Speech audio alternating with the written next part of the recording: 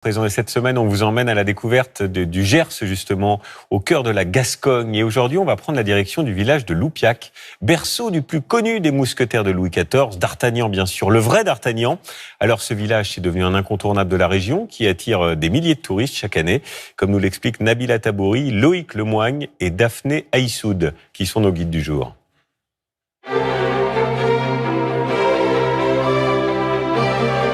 Au cœur du Gers, voici l'histoire de Loupiac, le petit village qui voulait se forger un grand destin. Pour cela, il lui fallait un héros. Et ça tombe bien, Charles de Batz, alias D'Artagnan, était un enfant du pays. Une légende qui, 350 ans après sa mort, fascine toujours autant. C'est un héros, D'Artagnan. Il y a Alexandre Dumas, évidemment, qui a fait beaucoup. C'était le meilleur des mousquetaires. Il était beau gosse, il avait tout pour lui. Pourtant, Loupiac n'a pas toujours misé sur cet illustre personnage. Il y a une dizaine d'années, ses habitants se sont lancés un défi, appliquer la célèbre devise des mousquetaires. Et parmi ces inconditionnels de D'Artagnan, il en est un qui connaît son histoire sur le bout des doigts, Maxime Philos. Ici, nous sommes au château de Castelmore, le château qui a vu naître D'Artagnan, vers 1615. Le retraité a même ses entrées au château. Une résidence privée qui ne se visite pas.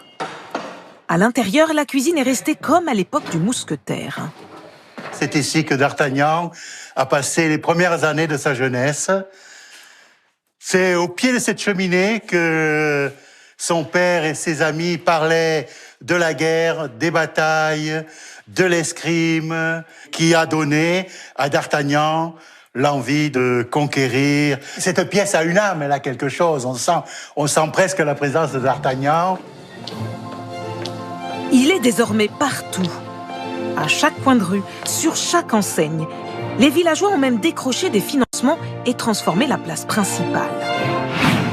Abandonné aux voitures et au goudron il y a 10 ans, aujourd'hui y trône une gigantesque statue du mousquetaire, mais ils ne se sont pas arrêtés là. Il faut souffrir pour être beau. C'est ce qu'on dit. Dans l'atelier de couture, les petites mains s'affairent. Une fois par semaine, elles se retrouvent pour créer les costumes du festival.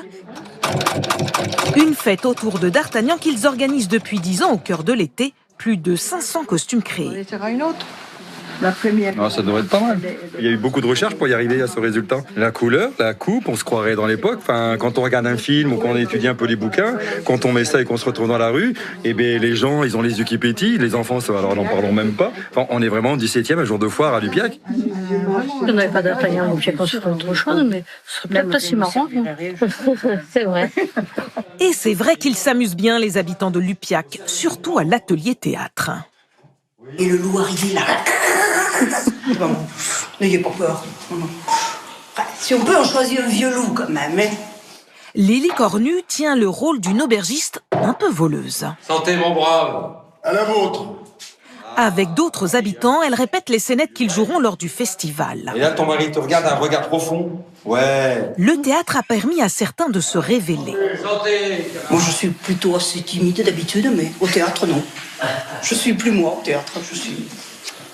Nous sommes quelqu'un d'autre. Je suis quelqu'un d'autre. Si eux sont transformés, Loupiac aussi y a gagné.